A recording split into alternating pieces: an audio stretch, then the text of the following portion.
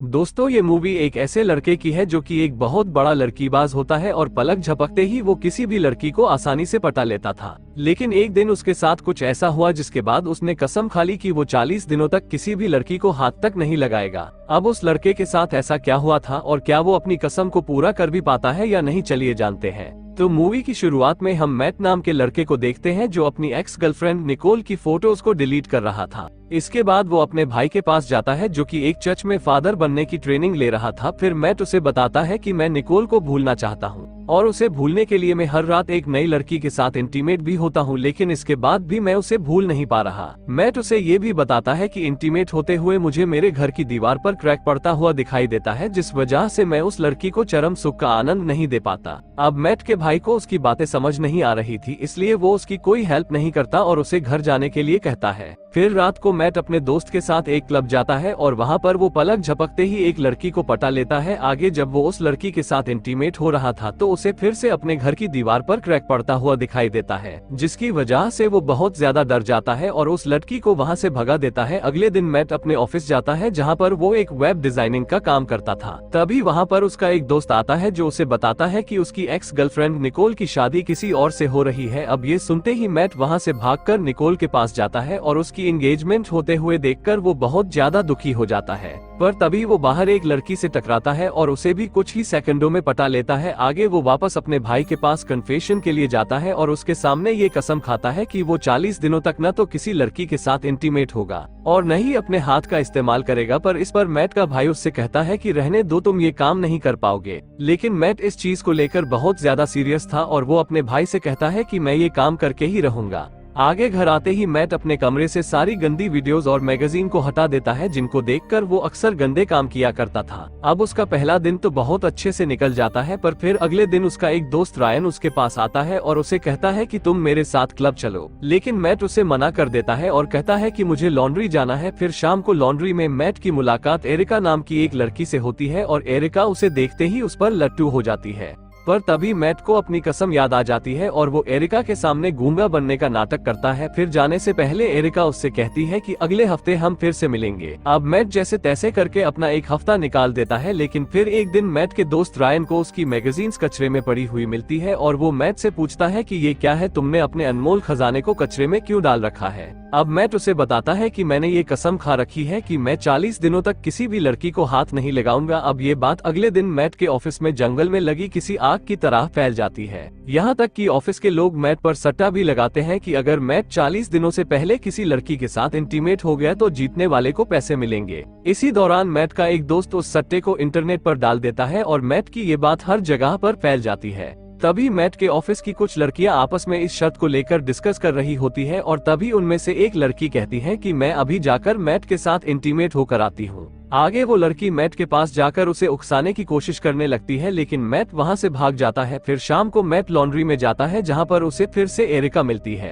अब मैट अपने आप को रोक नहीं पाता और वो एरिका से बातें करने लगता है क्योंकि अब मैट भी उसे पसंद करने लगा था। आगे एरिका मैट को बताती है कि मैं इंटरनेट पर गंदी वेबसाइट को बंद करने का काम करती हूँ, जिसको सुनकर मैट हंसने लग जाता है क्योंकि उसका काम तो पूरे दिन वेबसाइट को देखना ही था। अगले दिन मैट रायन को बताता है कि वो एरिका को पसंद करने लगा है, तो इस पर रायन उसे एरिका के साथ डेट पर जाने के लिए कहता है। फिर शाम को मैट एरिका के साथ डेट पर जाता है और वो दोनों साथ में बहुत ज्यादा एंजॉय करते हैं। कुछ दिनों बाद जब मैट वापस लॉन्ड्री में जाता है तो वहाँ पर उसे एरिका का एक इनविटेशन मिलता है जिसमें एरिका ने उसे डिनर पर बुलाया था। फिर रात को जब दोनों साथ में क्लब में डिनर कर रहे थे तो मैट वहाँ पर देखता है कि उसकी एक्स गर्लफ्रेंड निकोल भी अपने बॉयफ्रेंड के साथ वहाँ पर आई हुई थी। अब मैट निकोल को देखकर थोड़ा अनकंफर्टेबल हो जाता है और वहाँ से भागने की कोशिश करने लगता है, पर तभी उसके हाथ में आग लग जाती है और फिर निकोल के साथ साथ क्लब में बैठे सभी लोग उसे देखने लगते हैं। आगे मैट एरिका को सारा सच बता देता है, लेकिन एरिका उसकी बातें सुनकर उससे गुस्सा हो जाती है और उससे कहती है कि तुमने मुझे ये पहले क्यों नहीं बताया, जिसके बाद एरिका गुस्से में वहाँ से चली जाती है। इसके बाद फिर से दो लड़कियां आकर मैट को रिझाने की कोशिश करने लगती हैं, पर मैट वहाँ से भाग जाता है। आगे मैट अपने भाई के पास जाता है और उसे कहता है कि भाई मुझे हर जगह बस थरक ही दिख रही है। इस पर उसका भाई उससे कहता है कि तुम्हें हमारे पेरेंट्स से बात करनी चाहिए, शायद उनके पास इसका कोई सॉल्यूशन मिल जाए। आगे वो दोनों भाई अपने पेरेंट्स के पास जाते हैं, जहाँ पर उनका बाप उनसे बस यही बातें बता रहा था कि लड़कियों के साथ कैसे इंटीमेट होना है। लेकिन मैट उनकी बातें नहीं सुनता और अपने कमरे में चला जाता है। फिर अगले दिन ऑफिस में एक आदमी मैट की ड्रिंक में वायग्रा मिला देता है ताकि उसको पीकर मैट अपनी कसम को तोड़ दे, लेकिन गलती से वो ड्रिंक मैट की जगह उसका बॉस पी जाता है। आगे वो आदमी मैट से कहता है कि मैंने तुम पर एक बहुत बड़ा सट्टा लगाया है कि अगर तुम आज किसी लड़की के साथ इंटीमेट हो जाते हो तो मैं पूरे $80,000 जीत जाऊंगा और वो पैसे हम आपस में बांट लेंगे। अब इतनी बड़ी रकम सुनकर मैट का मन भी फिसल जाता है और वो एक गंदी सी मैगजीन और एक टिश्यू पेपर का बॉक्स लेकर हिलाने के लिए सीधा टॉयलेट में चला जाता है। अब उसके टॉयलेट के बाहर उसके ऑफिस के लोगों की ऐसी भीड़ लग जाती है जैसे कि उन सभी को मैट की रबड़ी चाहिए हो।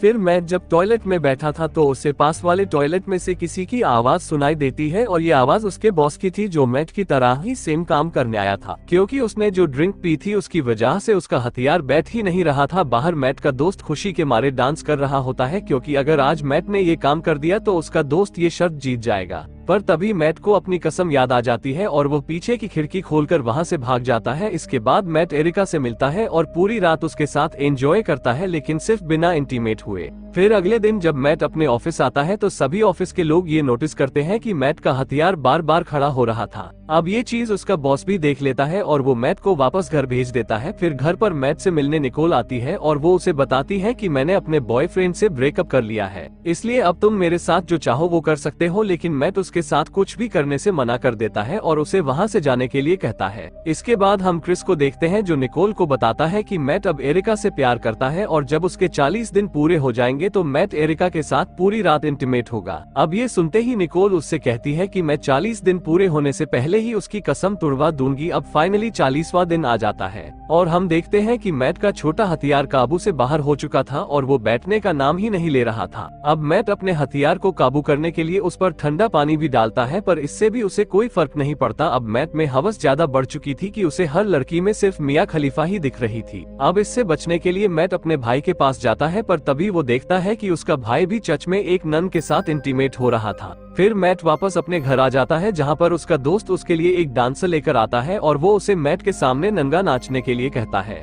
अब इस सबसे परेशान होकर मैट अपने दोस्त को बोलता है कि प्लीज तुम मुझे बेड से बांध दो ताकि मैं अपने तड़पते हुए हथियार को शांत कर सकूं। अब उसका दोस्त उसकी बात मान लेता है और उसे उसके बेड से बांध देता है। फिर जब मैट बेड से बंधा हुआ था तभी उसे एहसास होने लगता है कि वो निकोल के साथ इंटीमेट हो रहा है, लेकिन जब उसकी आंख खुलती है तो वहाँ पर सच में निकोल आ जाती है और मैट को वहाँ पर बंधा हुआ देखकर उसके साथ जबरदस्ती इंटीमेट होने लगती है। अब जब निकोल अपना काम निपटाकर वहाँ से जा रही थी तो उसे वहाँ पर एरिका देख लेती है, क्योंकि आज एरिका भी मैट के साथ इंटीमेट होने वाली थी। लेकिन निकोल को देखकर एरिका गुस्सा हो जाती है और रोते हुए वहाँ से चली जाती है, क्योंकि उसे लग रहा था कि मैट उसे धोखा दे रहा है। फिर कुछ दिनों बाद मैट एरिका के पास उसने माफी मांगने जाता है और एरिका भी उसे माफ कर देती है, क्योंकि वो मैट से अभी भी प्यार करती थी।